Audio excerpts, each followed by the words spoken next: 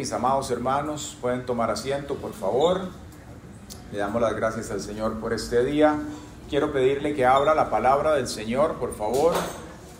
En el libro de Levítico, vamos a abrir la palabra en el libro de Levítico capítulo 23. Y también, si puede, ahí en paralelo con sus manitas, va a abrir Génesis capítulo 1, versículo 14. Tenemos un mensaje que hemos titulado Un nuevo comienzo, el plan redentor de Dios a través de Cristo. Y como tenemos varias personas nuevas en la iglesia, me gustaría hacer de pronto algún tipo de introducción del tema que vamos a estar hablando. Este es un tema que en la iglesia lo vemos periódicamente y es el tema de los tiempos bíblicos, Cristo y los tiempos bíblicos. ¿Cuántos saben que Dios es un Dios de tiempos? Un Dios de ciclos, ¿cierto? Cuando nosotros vemos la palabra del Señor, por ejemplo, en el libro de Eclesiastés nos dice que tiempo para todo hay. Y eso lo dijo el Señor, hablando a través del predicador, un hombre muy sabio. Tiempo para todo hay, tiempo para nacer, tiempo para morir, tiempo para abrazar, tiempo para abstenerse de abrazar. Eso nos hace a nosotros comprender que Dios diseñó nuestra vida en tiempos, en ciclos. Nacemos, crecemos, nos reproducimos, morimos. Aún la vida espiritual está marcada en ciclos también. Dice el apóstol Pedro que nosotros nacemos y como bebés espirituales tenemos necesidad de una cierta dieta. Y que después, conforme vamos creciendo, vamos a necesitar comer diferente, un alimento sólido, un alimento maduro. Y cuando llegan esas fases en nuestra vida, Dios también tiene expectativas con nosotros. Dígale al que está al lado suyo, Dios tiene expectativas con usted. Dios no invierte por invertir, Dios no invierte para perder. Cuando Dios dice algo, cuando Dios coloca algo en la tierra, es para que produzca, es para que sea fructífero, es para que eso se desarrolle y cumpla el propósito para el cual Dios lo ha enviado. Así es Dios, así hace Dios todas las cosas en la tierra. Entonces, cuando vemos la palabra, por ejemplo, en el libro de Génesis, en ese capítulo que acabamos de mencionar, capítulo 1, versículo 14, nos encontramos aquí emplazados en el momento en el cual Dios está configurando la tierra. Dios está definiendo cómo van a ser las cosas. Él creó animales de una especie, creó plantas, creó lo que está en los mares, creó todas las cosas. Y viene un momento en el cual Dios también establece una dimensión para que lo rija todo, pero Él no está regido por ella, lo cual es interesante. Él vive en su eterno presente, pero toda la creación de Dios se rige por esto y es el tiempo. Dios estableció el tiempo para regir la creación. Él viene y dice en el versículo 14 lo siguiente: que haya lumbreras en la bóveda celeste para que separen el día de la noche y sirvan de señales para las estaciones, los días y los años. Eso nos hace pensar que Dios, a la hora de hacer su creación y colocar los diferentes tipos de vidas que hay en la tierra, plantas y demás, Él establece estaciones y estas van a tener un impacto en todo lo que existe, ¿cierto? Podemos ver que aún la vida normal, nuestros ciclos de vida son regidos por las estaciones. Según lo que esté aconteciendo, las cosechas van a ser de una manera, luego de otra, y nosotros tenemos que polarizarnos, ajustarnos a esas realidades. Y conforme avanza esta idea después de Génesis y llega el momento en el cual Dios establece la nación que iba a impactar al mundo, que es Israel, ¿cierto? Ese pueblo a través del cual Dios iba a colocar una cultura de santidad en la cual Él se iba a revelar, les iba a enseñar cómo comer, cómo interactuar unos con los otros, cómo debía ser las relaciones maritales. Y aún a esta misma cultura le establece tiempos. Podemos ver que esa misma dimensión inicial que Dios había establecido de control del tiempo viene a establecerla ahora, pero a nivel de la santidad de tiempo. Es decir, Dios tiene una santidad de tiempo. Amén.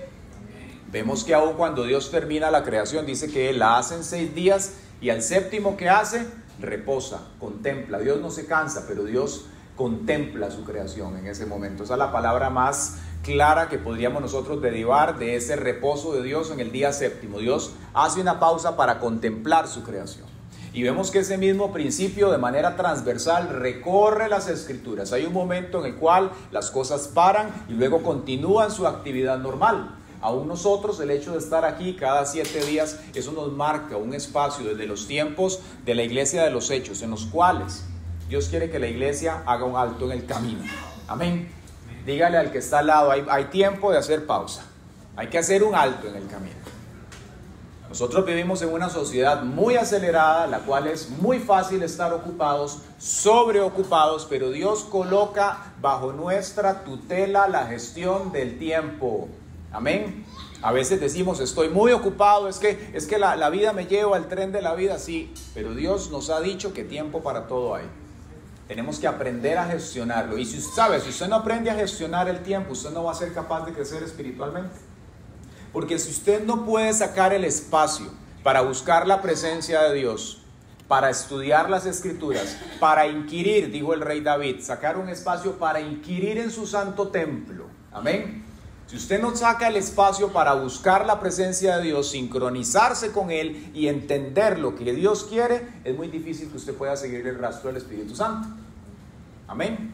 Nosotros tenemos que aprender a discernir los tiempos. ¿Qué está haciendo Dios con nosotros? Vea que esto es tan crucial que inclusive dentro de las 12 tribus de Israel, Dios toma una de las tribus y una de las tareas que les da, una de las tareas, porque tenían otras, específicamente era que ellos se encargaran de vigilar los tiempos. Y ellos tenían que decirle a Israel cuándo hay que ir a la guerra, cuándo nos quedamos sembrando, cuándo hay que invertir, cuándo hay que construir. Hay un momento en el cual nosotros debemos prestar atención a lo que el Espíritu de Dios está haciendo con nosotros. ¿Quién dice amén? Entonces, Dios establece en el principio de las edades, las estaciones, establece las grandes lumbreras, dice que para que haya días y años, y luego en Levítico capítulo 23 a su pueblo viene y les dice lo siguiente en el versículo 2, habla con los hijos de Israel y diles que deben proclamar mis fiestas solemnes como santas convocaciones en mi honor. Entonces, nótese que el Señor... Vimos en Génesis que Él establece estaciones a nivel general sobre la creación. Y cuando llega a su pueblo, en Levítico 23, y comienza a darle la ley, la Torá, es decir, la manera en la cual ellos se tenían que conducir, les establece también un régimen de tiempo. Para que ellos puedan, en esos espacios específicos que Dios estableció, acercarse a Dios y aprender algo puntual de Él. Amén. Esto es como cuando usted y yo estábamos en la escuela y nos establecían un horario en la mañana. Y a usted le decían, de 7 a 8 usted va a ir a matemáticas, ¿cierto? De 9 a 10 va a ir a español. De 11 a 12 va a ir a grammar o va a ir a ciencias. Teníamos un tiempo marcado y usted no podía pasarse de un aula a otra. Porque tal vez no iba a haber clases, era otro grupo el que estaba ahí, no tenía nada que ver con usted. Pero había un espacio específico para usted aprender algo. Y lo mismo hizo Dios con Israel. Dios viene y les establece a ellos, repita conmigo, 7 tiempos. 7 santas convocaciones. Para que el pueblo entonces, en esos momentos durante el año, esto ocurría alrededor del año y lo hacían cíclicamente, se acercaran a Dios y pudiesen aprender una virtud de Él en particular. Por varias razones lo hizo Dios así. Recordemos que esa primer generación que Dios sacó de Egipto, pongamos un poco el contexto, Dios toma a Abraham, lo saca de Ur de los Caldeos, Abraham tiene a Isaac, luego Isaac tiene a Jacob, luego Jacob tiene 12 hijos, y luego esos 12 hijos Dios les dice a Abraham, estas generaciones van a pasar 400 años en Egipto, pero después de ahí yo los sacaré con gran poder. Entonces, Israel viene a parar en Egipto, y durante 400 años ellos están ahí. Claramente las generaciones se repueblan, aquellos primeros jovencitos y jovencitas de esas generaciones número 400 no habían conocido a Abraham, las promesas que Dios les había dicho, probablemente nunca siquiera lo habían leído, no habían libros, era algo muy raro para ese momento, era una tradición oral, y entonces Dios viene después de 400 años a llamar a Moisés y a decirles, yo voy a sacar a mi pueblo de ahí. Pero cuando Dios saca esa generación, era gente que básicamente no tenía un conocimiento de quién era el Dios de Abraham, de Isaac y de Jacob. Eran personas que venían con su mente en blanco, no habían conocido a ese Dios, como tal vez sí lo conoció Isaac o lo conoció Jacob cuando su padre les habló de quién era. Claramente estaba dentro del retrato, dentro del relato familiar ese Dios, pero no era algo verdaderamente que ellos conocieran. Entonces Dios los saca, y cuando Dios los saca, el primer día, eso que usted ha visto en las películas de Semana Santa, cuando Dios abre el mar rojo y Dios saca al pueblo de Israel de Egipto, ese primer día Dios establece esa primera santa convocación, que usted puede ver en ese gráfico al lado izquierdo, que está por acá, vamos a ver si se ve. Al lado izquierdo donde dice Pesach, eso que está ahí, o Pascua, esa es la primera santa convocación que Dios establece. En esa Pascua, en ese Pesach, Dios saca a Israel de Egipto. Y cuando Dios lo saca, establece entonces una enseñanza para ellos. Y esa enseñanza que les estaba diciendo es que Él es el Salvador. Amén. Él es el Cordero de Dios. Ellos tenían que matar un corderito, recordamos. Dios los saca de ahí, Él es la salvación de ellos, les manda colocar la sangre en los dinteles de las puertas, para que entonces cuando el ángel de la muerte pasara por las casas, no ingresara en aquellas en las cuales esa marca estuviese. Dios los salva, Dios los saca de allí. Esa enseñanza que Dios les da en esa primera santa convocación para ellos, era Dios mostrándose como el Salvador. Amén. El que libra a su pueblo. Entonces fue algo que claramente esa generación lo tuvo nuevamente muy palpable. Pongámonos nosotros en los zapatos de ellos, lo que es que nos abran el mar en seco, salir de un lugar, ver esa salvación de Dios. Muchos de nosotros ya ahora la hemos visto en diferentes categorías, y ustedes me pueden decir a mí, yo he visto la salvación de Dios en esta o en esta área. Pero no solamente eso el pueblo de Dios tiene que saber.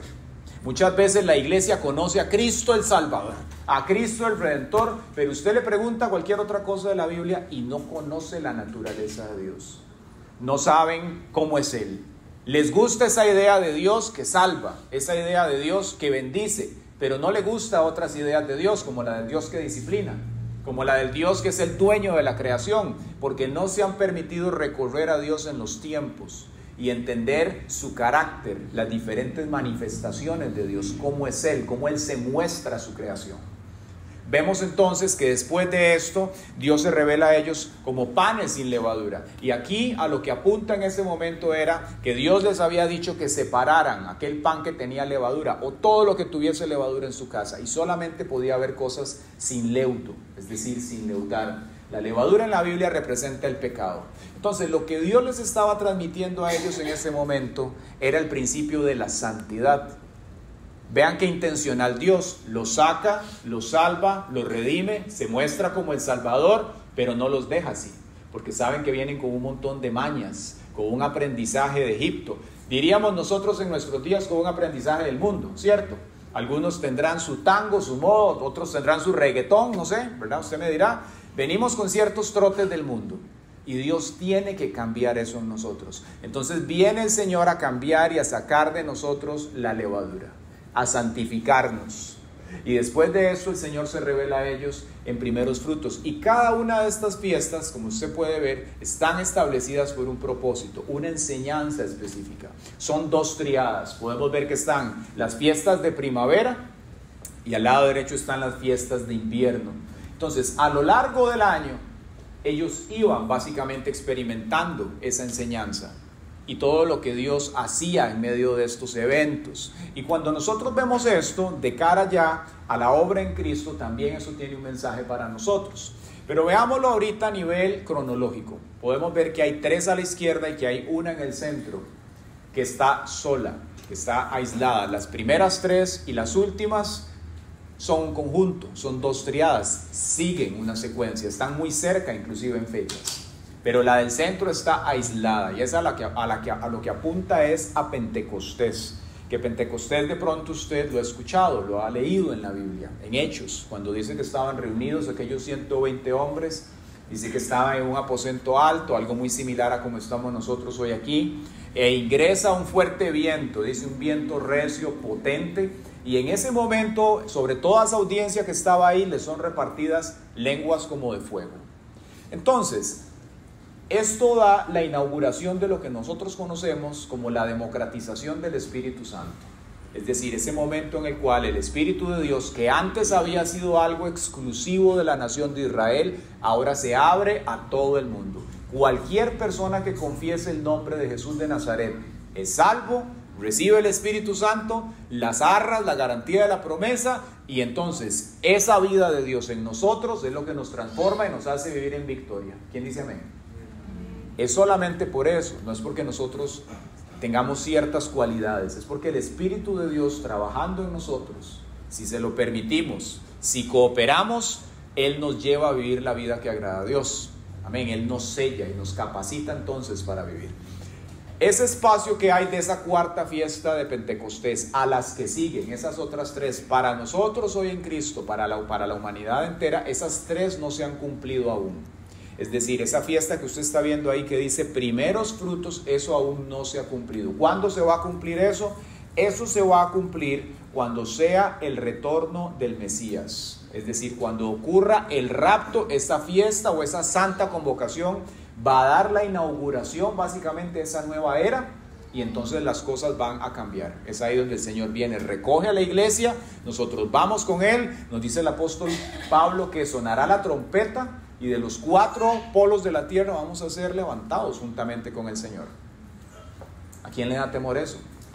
Yo le cuento una historia. Cuando yo estaba chiquitillo, mi abuela es pastora, y nosotros nacimos escuchando del Evangelio. Y en una ocasión, yo no sé si usted ha escuchado la canción del Jet del Evangelio, que lo asustaba a uno y que venía y que alguien grita y todo eso. Y entonces yo estaba en la escuela, pero en ese tiempillo yo era como muy bien portado. Y a nosotros nos hablaban que teníamos que estar bien con el Señor, porque si viene hoy Cristo nos recoge y quién sabe qué va a pasar con uno. Y yo recuerdo que un día yo podía tener como unos 7 años, tal vez 7, 9 años. No sé por qué razón, mis padres habían salido, no estaba ni mi madre ni mi hermana. Yo había llegado a la escuela, estaba en el cuarto de la casa y por alguna extraña razón me acosté y me dormí, cosa que nunca hacía como un niño. Hay niños que hoy en día duermen en el día, yo nunca dormía de niño. Me dormí. Cuando me desperté eran como las 5 de la mañana. Y yo no sé si usted se ha percatado, pero esa hora es similar como la tarde, las 5 de la mañana, como las 5 de la tarde. Yo dije, está amaneciendo, ya tengo que ir a la escuela. Entonces me levanto y no hay nadie en la casa. Y en ese momento yo dije, no, el rapto fue. Y yo me quedé. Y entonces yo dije, aquí necesito verificar eso. Voy a llamar a mi abuela para ver. Si mi abuela no me contesta, estoy frito. Entonces agarro el teléfono, todavía me acuerdo el teléfono, imagínense, un número en Quepos, 7799 y todo lo demás, del trauma que tenía, ¿verdad? Llamo y empieza a sonar como 10 veces y no contesta. Y yo, sí, confirmado, me quedé, cuelgo, vuelvo a llamar y no me contestan. Y entonces empiezo a pensar, sí, claro, aquí ya van a empezar a caerse los aviones y todo, voy a poner las noticias a ver qué hago, ¿verdad? Entonces enciendo el tele y en eso están dando un programilla que daban en la tarde. Y yo, no, un momento, esto lo dan en la tarde, ¿qué pasó? Entonces empiezo a rebobinar y ya, conecté. Y al rato ya me di cuenta y me acordé que mi mamá no estaba, después llegó, no habían aviones caídos, entonces pasó. Me pasó una segunda vez, pero ya lo pude resolver más rápido, más grandecillo. Pero ¿por qué me dio ese gran temor? Porque yo no andaba bien con el Señor. Era muy pequeño y aquello era un temor santo. Y nosotros debemos tener ese temor santo con respecto al retorno del Mesías. ¿Sabe? La iglesia a veces vive como muy complaciente. Creemos que somos salvos y lo somos, pero se nos olvida que tenemos una tarea aquí que hacer, que esto que está aquí graficado va a ocurrir, así como ocurrió que el Cristo vino a la tierra y cambió el mundo en un antes y un después de Cristo. Eso va a pasar. Amén. Y nosotros tenemos que estar preparados y haciendo lo que el Señor nos ha mandado a hacer. Entonces, aterricemos nuevamente en lo que estamos viendo acá. Cuando oímos hablar de los tiempos bíblicos, muchas veces esto la iglesia lo ha tomado de diferentes maneras. Para nosotros hoy que somos cristianos, tenemos que entenderlo desde una perspectiva docente, si cabe la palabra, a nivel de la enseñanza. ¿Qué es lo que esto nos transmite? Esto nos muestra a nosotros muchas verdades, que ahorita las vamos a analizar más profundamente. Pero hay una distinción que hay que marcar, que es que nosotros como cristianos observamos esto para aprender del carácter de Dios y cómo Dios opera, cómo Dios trabaja. No celebramos esto desde una perspectiva ritualista. De pronto usted ha escuchado hablar de las sectas mesiánicas, de los judíos mesiánicos, que celebran esto por fines de redención. Y entonces hablan con hebraísmos y hablan de Yeshua y hablan del Ruach HaKodesh y hablan de todas estas cosas. Porque ellos piensan que de alguna manera tienen que volver a las raíces hebreas, cómo eran las cosas. Y se apalancan en ciertos textos bíblicos, como cuando Jesús dijo que Él no vino a abolir, sino a cumplir. Y ese tipo de textos, que cuando los revisamos en la palabra no es lo que una lectura ligera transmite, en realidad es otra idea lo que hay detrás de esto. El antiguo pacto ya pasó, pero el hecho de que haya pasado no quiere decir que deje de enseñarnos, ¿sí? Vea lo que dice el autor de los Hebreos en el capítulo 8, en el versículo 13. Dice, al llamar nuevo a este pacto, hablando del nuevo pacto, dice, ha declarado obsoleto al anterior. Y lo que se vuelve obsoleto y envejece ya está por desaparecer. Entonces, cuando nosotros vemos la ley, claramente esto está allí establecido en la Torá, en el Antiguo Testamento, tenemos que aprender a extraer lo que de aquí es valioso. Hay cosas del Antiguo Pacto que a nosotros hoy nos enseñan y hay otras que simplemente nos dan un valor histórico de lo que aconteció. Por ejemplo, en el Antiguo Pacto existe una clasificación de 3 niveles con respecto a los mandamientos. Es decir, hay mandamientos de tipo moral, civil y religiosos. Expliquémoslos. Cuando hablamos de mandamientos de tipo moral, estamos hablando de la santidad de Dios que Él quería o quiere para su pueblo, en el sentido de las relaciones, en el sentido de cómo nosotros manejamos nuestra vida, las inversiones, las relaciones matrimoniales, todo este tipo de cosas que pertenecen a la moral. Eso es un tipo de mandamientos que nosotros nos encontramos en la Biblia. Entonces, por ejemplo, nos dice: no matarás, no adulterarás, no codiciarás a la mujer de tu prójimo. Esos son mandamientos de índole moral. Pero también nos encontramos esta categoría civil, que claramente, como la palabra lo transmite, son cosas que están dentro de la categoría de lo que uno haría como ciudadano en un país y en una cultura específica. Entonces Dios les decía a ellos: la tierra que ustedes tienen no la pueden vender, tienen que pasarla de generación en generación. Eso es un mandamiento que yo solamente podría celebrarlo si soy israelita, podría seguirlo si soy parte de esa cultura, estoy allí y son mis deberes civiles. Es parte del civismo que como israelita ellos tenían que seguir. Son mandamientos civiles. Y luego tenemos los mandamientos religiosos, dentro de los que caben todo lo que Dios les brindó a ellos para fines de redención, de bendición, de perdón, etc.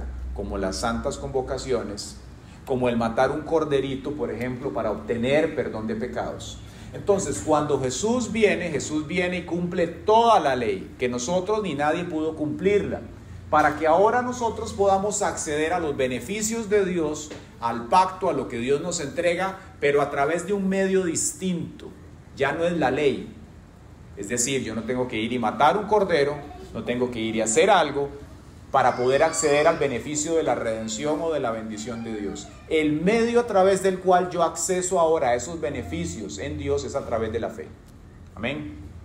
A través de la fe nosotros podemos accesar como hijos de Dios, como herederos de las promesas de Abraham, a lo que el Señor nos ha entregado. Hay un conducto, un camino distinto que es la sangre de Cristo. ¿Quién le da la gloria a Dios por eso? Amén. Ocurre lo siguiente: Jesús cumple toda la ley, nosotros a través de la fe podemos acercarnos a Él, pero los mandamientos de índole moral para nosotros prevalecen, no así los de categoría civil ni los de categoría religiosa. Entonces yo no tengo que adherirme a los mandamientos civiles de guardar la propiedad, por ejemplo, o a los mandamientos de índole religiosa, porque ya no hay solamente una tribu de sacerdotes, ahora todos nosotros somos reyes y sacerdotes, bendito Dios. Pero los mandamientos de índole moral sí tienen comunicación hacia el Nuevo Testamento. Entonces, no adulterarás, no matarás, el conocer la santidad y el carácter de Dios forman parte de ellos y nosotros como creyentes debemos seguirlos. ¿Quién dice amén? Conociendo esto, entonces, nos damos cuenta que la ley como tal nos da a nosotros un referente de cómo Dios interactuó con el pueblo de Israel, pero también cómo es el carácter de Dios. Cómo trata Dios con el pecado, cómo interactuó el Señor en momentos en los cuales Israel o los sacerdotes cometieron alguna falta. Eso nos deja ver a nosotros que nuestro Dios es santo, amén. Y ese Dios del antiguo pacto no es diferente del Dios del nuevo. La diferencia, y muchas veces existen estas preguntas de personas que dicen: es que el Dios del antiguo pacto es uno, que parece como malévolo, como si se hubiera levantado y se bajó los dedos con la gaveta, como iracundo, pero el Dios del nuevo es como Barney, Él siempre nos ama y nos recibe, nos sienta en los brazos y nos da besitos. La gente a veces tiene como esas dos caricaturas de Dios, un Dios malévolo y un Dios solamente amor. Lo cierto del caso es que es el mismo Dios. La diferencia está en los tiempos. En este momento en el cual nosotros nos encontramos, a partir de esa cuarta santa convocación en adelante, es la era de la iglesia, es la era del Espíritu Santo y es la gracia. Esa gracia se extendió a la comunidad internacional para que a la hora de nosotros, el pueblo de Dios, ir y predicar y Dios pasar por alto los tiempos de la ignorancia de nosotros, entonces así simplemente a través de la fe la gente pueda ser salva. Pero el mismo Dios de santidad está reteniendo su promesa porque Él quiere que procedan al arrepentimiento. Amén. No es que Dios está haciendo de la vista gorda con el pecado. Dios va a juzgar el pecado un día. Y lo podemos ver en el Apocalipsis cuando ocurra esto que dice aquí del Yom Kippur, cuando venga la santa convocación de la expiación y tabernáculos, cuando Dios se va a sentar en el santo trono como el juez de toda la tierra y va entonces a abrir los libros, los rollos, y va a decir, este va para acá, este va para acá, y entonces vendrán los juicios de Dios sobre la tierra. Y cuando usted lee el Apocalipsis se da cuenta que hay consonancia con lo que hay en el Antiguo Testamento. Es el mismo Dios ejecutando sus juicios sobre la tierra. Entonces nosotros estamos en un paréntesis en el cual la gracia de Dios se manifiesta sobre la humanidad para que nosotros procedamos al arrepentimiento, al escuchar la voz de Dios. Por eso el autor de los Hebreos nos dice, por tanto, si escuchan o si oyen hoy la voz de Dios, no endurezcan su corazón. Hay una amenaza ahí de no jugar con la palabra de Dios, de no jugar con la gracia que Él te extiende. Cuando te atrae, te santifica. Muchas veces el pueblo de Dios juega con esas cosas. Dios viene, los santifica, los saca del pecado, los limpia y después, como dice la misma escritura, hacen las del chancho. Van otra vez al barro a revolcarse. Tenemos que tener mucho cuidado. Piense por un momento de dónde lo sacó Dios a usted y a mí. Piense aquellos pecados que usted no podía vencer. Piense aquellas dinámicas en las cuales usted estuvo un tiempo y que usted hasta las disfrutaba y que Dios vino, puso su mano y lo sacó. Piense en eso, téngalo muy presente, para que entonces el temor santo de Dios configure su mente. Porque a veces como que se nos olvidan esas cosas. Y entonces nuevamente viene la gente, empieza a hacer el trillo para allá atrás. Y sabe, Dios viene con amor y nos quiere sostener y nos quiere retener y nos sale al encuentro muchas veces. Pero cuando Dios ve que su pueblo persiste en esto y continúa buscando sus viejos caminos, dice que Dios los entrega, los deja ir para que otra vez experimenten y entonces clamen a Dios. Y Él en su misericordia dice, entonces clamarán desde su cautiverio y yo los oiré. Pero ¿cuánto tiempo hay que pasar para volver entonces a donde Dios quería que tú y yo estuviésemos? Por eso es muy importante conocer los tiempos de Dios en nuestra vida. Pregúntese por un momento, ¿qué está haciendo Dios hoy contigo? Hay momentos en los cuales uno puede discernir, Dios está santificando mi vida, Dios me está limpiando, o Dios me está preparando. No sé para qué, porque esa capacidad no la tenemos, a no ser que Dios quiera mostrarnos poquitos de lo que Él quiere de nuestro futuro. Pero Dios no pierde el tiempo con sus hijos, Él siempre está haciendo algo.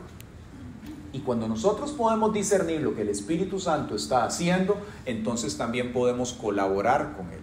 Si Dios, por ejemplo, está en un tiempo de capacitación, entonces ¿qué nos corresponde? Buscar su presencia, buscar la palabra, pedirle al Señor que eso que nos está mostrando sea establecido en nosotros y orar como nos enseñó el Maestro. Padre, establece tu reino en mí, en esta área. Establece tu reino, Señor, en las finanzas. Establece tu reino, Señor, en el matrimonio. Establece tu reino, Señor, en mi carrera profesional, para que entonces yo pueda avanzar hacia lo que tú quieres. Nos hablaba Federico antes cómo él pudo discernir una operación del enemigo esta semana, que quería venir contra el avance de él en cierta área, y él pudo orar y pudo ver la victoria del Señor. Y así nosotros, cada uno de los que estamos aquí, nos encontramos en medio de un trayecto con Dios. Y muchas veces el enemigo quiere salir a nuestro encuentro. Eso no es opcional. Todos estamos en medio de una guerra espiritual. Lo preocupante es que no nos demos cuenta de eso. Que simplemente nos levantemos y nos acostemos muy cansados y no hayamos detectado nada que Dios haya hecho ni nada que el enemigo haya hecho. Eso sí es preocupante.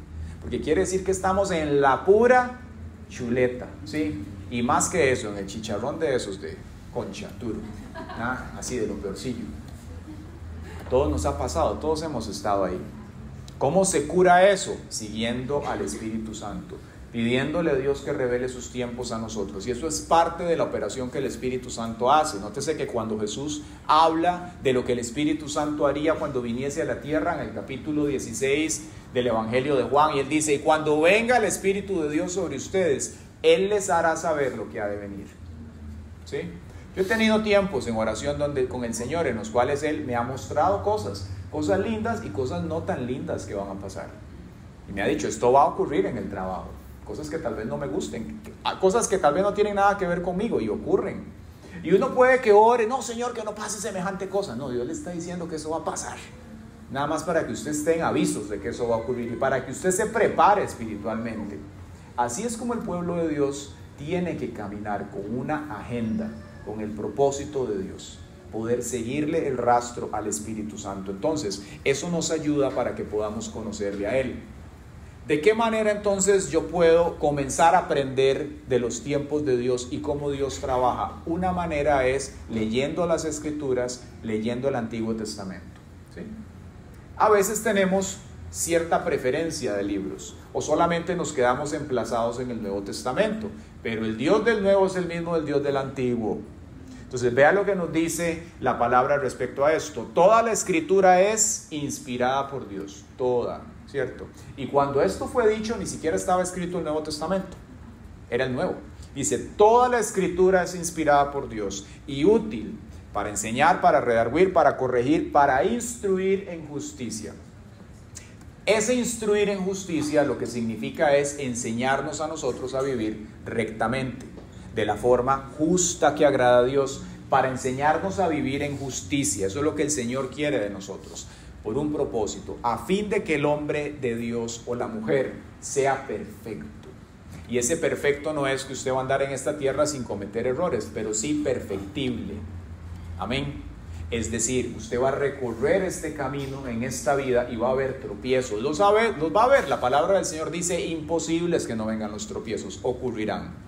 Pero cuando usted conoce la palabra de Dios y por alguna razón tropieza, el temor de Dios va a estar en usted y entonces eso va a provocar una reacción muy diferente que la de la persona que simplemente camina en la carne o tiene vacíos de conocimiento.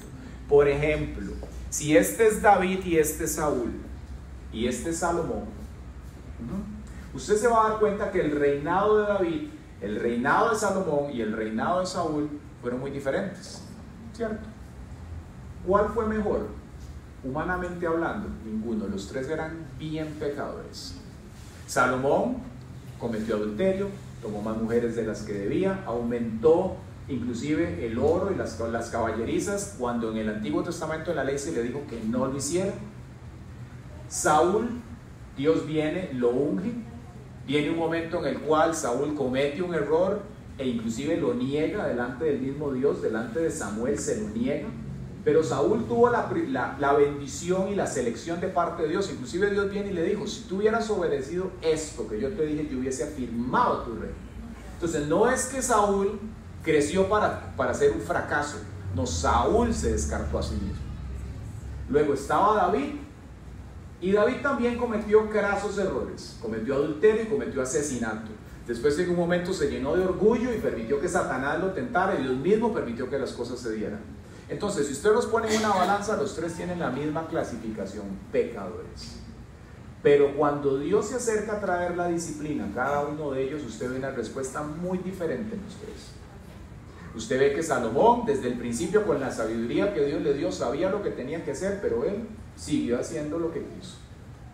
Ve que Saúl, Dios le habla, le dice las cosas, Dios lo respaldó muchas veces y ante su error se puso creativo y sofisticado, se puso a filosofar con el Espíritu Santo. No, pero es que mira, las cosas no son así.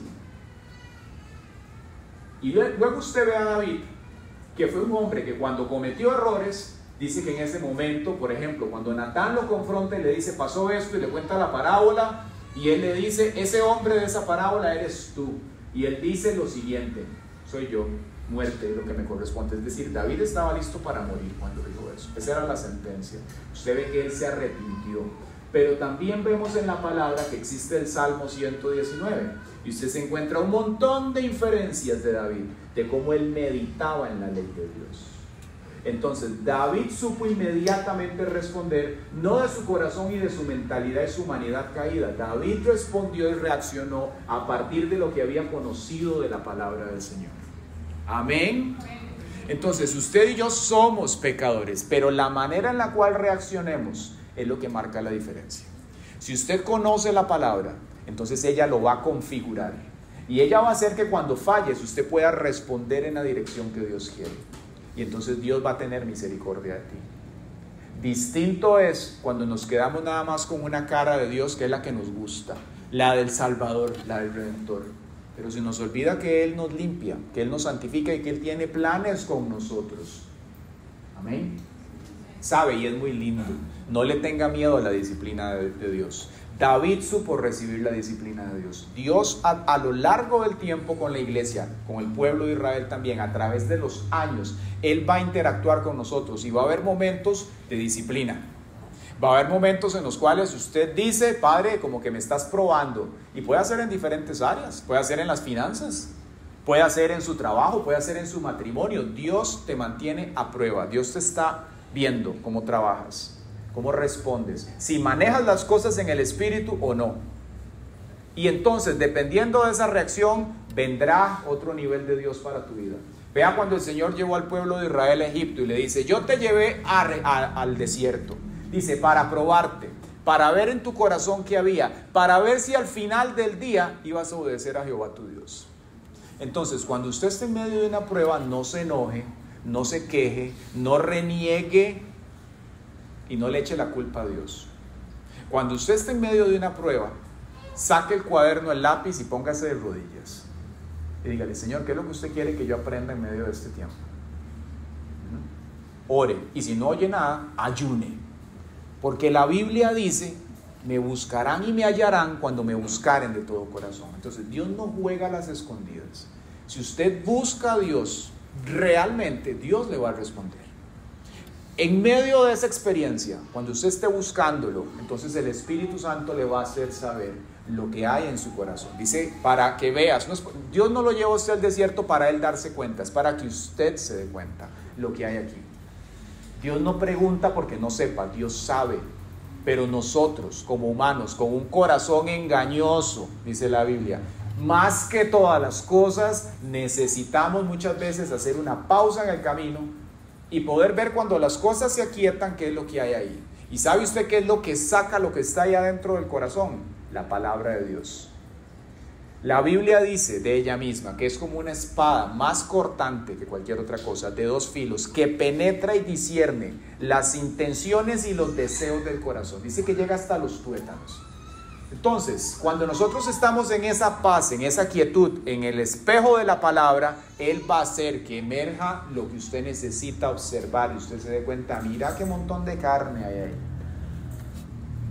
Mira, me he movido en las emociones, o esto que yo estoy persiguiendo es pura vanidad. Y entonces puedes hacer una pausa y contemplar, como cuando uno se coloca de frente a un lago y está así totalmente quedito, que parece un vidrio. Cuando usted logra aquietar su alma y poder ver exactamente a través de la palabra, Dios te va a hablar y te va a mostrar lo que hay ahí adentro. ¿Quién dice amén? Nótese cómo el tener una relación con Dios es más que leer la Biblia, ¿sí? Yo la leo, pero también tengo que permitir que ella me hable. Dejar que llegue hasta mis tuétanos y entonces me muestre lo que hay allá adentro. Eso es como abrir una nuez. Cuando tienen que abrirla, tienen que darle y darle. Y eso es lo que hace la palabra en nosotros. Comienza a abrir, partir las intenciones, los tuétanos, hasta que llega donde tiene que llegar. Y usted puede ver lo que está pasando ahí. Vea, su vida no está estancada. Muchas veces Satanás trae esas mentiras. Su vida está estancada, su vida está pegada. Y puede hacer que haya momentos en los cuales estemos como el pueblo de Israel, dando vueltas en el desierto. Puede hacer que haya momentos así. Cuando usted se sienta en un espacio así, busque la presencia de Dios. Porque bien puede hacer que lo esté, o puede hacer que sea simplemente una mentira de Satanás que quiere mantenerlo usted allí desanimado, triste, y no se dé cuenta de lo que Dios está haciendo. Amén. Cuando usted se sienta de esa manera, busque la presencia de Dios y dígale, Señor, establece tus tiempos en mi vida, revélame qué es lo que tú quieres de mí. ¿Quién dice amén? Y entonces el Señor va a hacer con nosotros lo que Él quiere. Entonces, ¿qué podemos ver? La celebración que nos corresponde observar el día de hoy, así rápido, esto, digamos que a nivel de tiempos a nosotros nos gusta verlo justamente conforme iba pasando. Entonces el miércoles sería el momento en el cual esa cuarta santa convocación se estaría dando, que se conoce como la festividad de las trompetas. o el Rosh Hashanah en hebreo. Vemos que la palabra nos dice, cuando Dios les habla de esta santa convocación en Levítico 23-24, lo siguiente, dice: el Señor le dijo a Moisés, da las siguientes instrucciones al pueblo de Israel. El primer día del mes señalado, a principios del otoño, guardarán un día de descanso absoluto.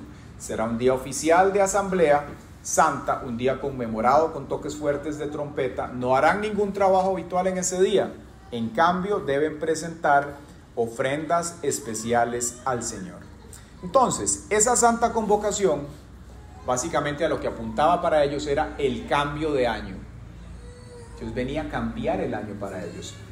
Pero no se daba, digamos, de la misma manera que ocurre para nosotros. Cambió el año, cambió la fecha. En realidad lo que acontecía con el cambio de año para la nación de Israel era que Dios venía a determinar quiénes iban a tener bendición y quiénes no.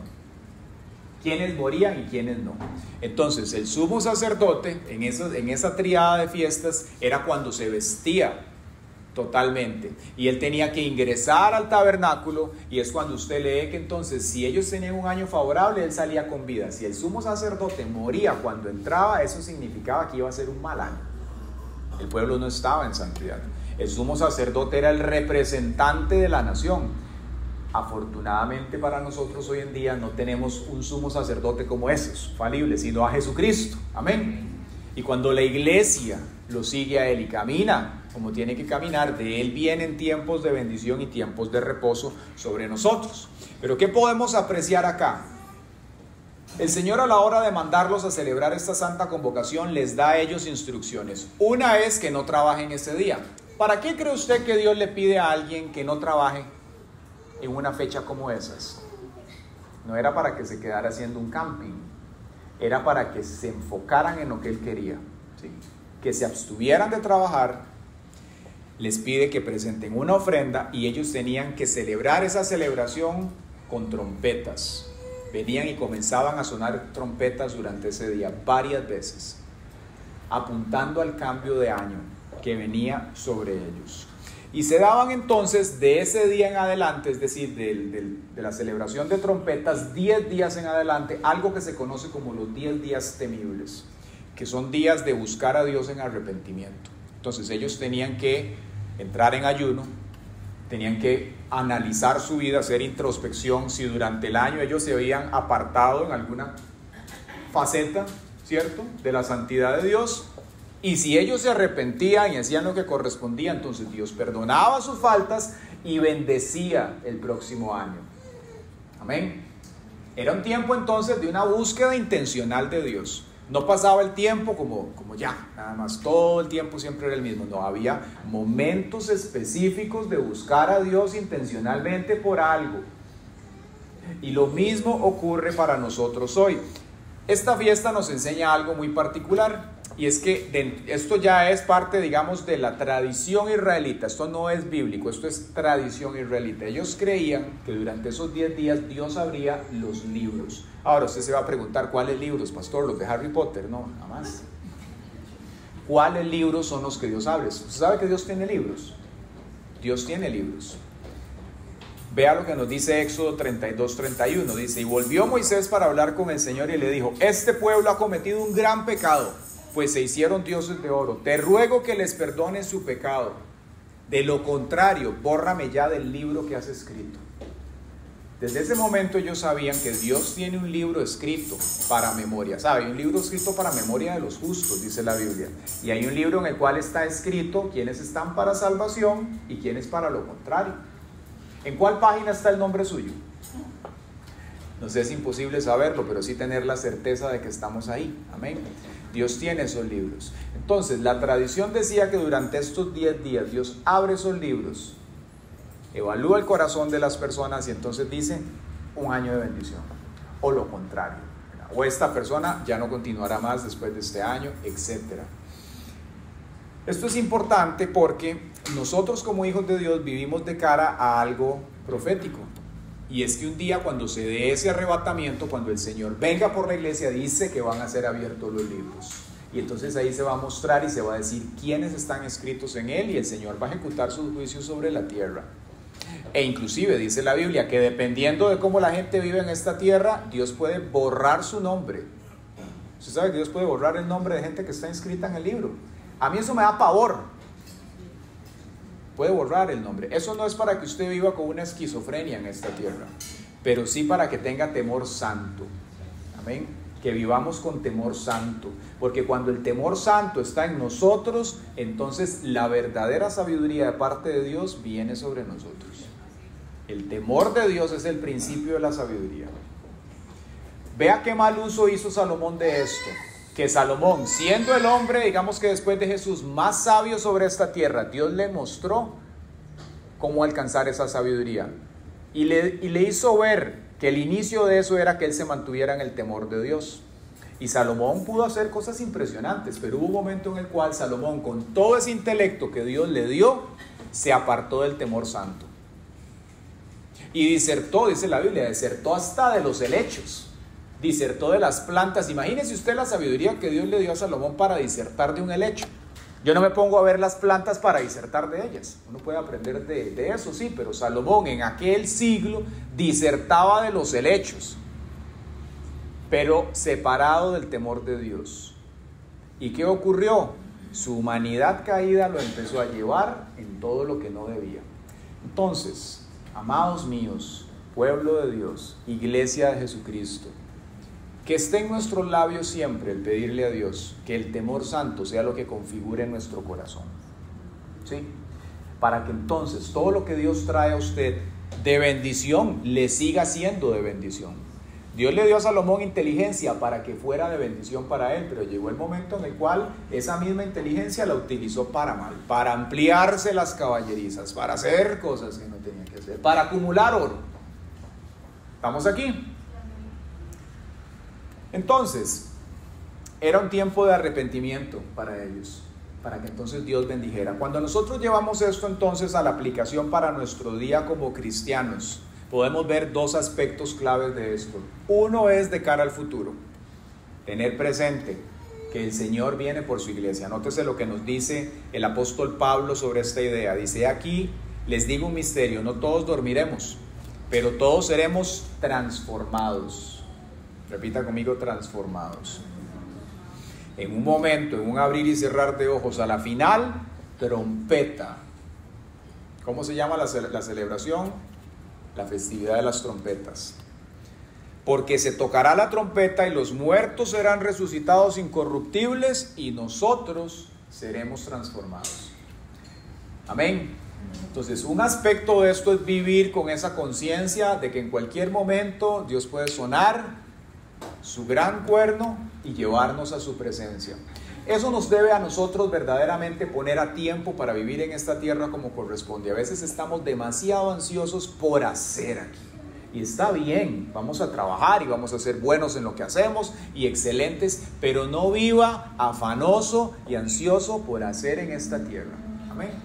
La palabra del Señor dice que los que quieren acumular riquezas caen en condenación y en lazo del diablo. Entonces a veces estamos tan enfocados en esta tierra, en las cosas que hay aquí, que de un momento a otro usted está bien lejos de lo que el Señor quería.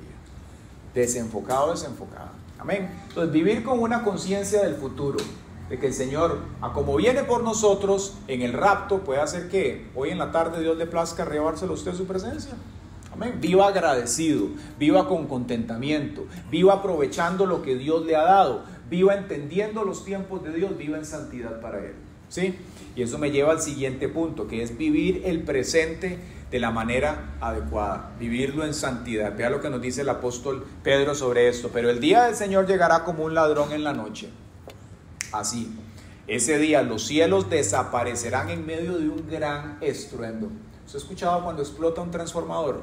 Qué susto, ¿verdad? Bueno, un gran estruendo, seguramente 1000 veces o más que eso. Y los elementos arderán y serán reducidos a cenizas, y la tierra y todo lo que en ella se halla será quemado. Puesto que todo será deshecho, ustedes, oiga esto, puesto que todo será deshecho, ustedes deben vivir una vida santa y dedicada a Dios. Santa y dedicada a Dios. ¿Estás dedicando tu vida al Señor? Yo te hago esa pregunta hoy, y más que yo, de parte del Espíritu Santo. ¿Estás viviendo tu vida para el Señor? ¿Una vida dedicada a Él? Vivan una vida santa y dedicada a Dios, y esperar con ansias la venida de Dios.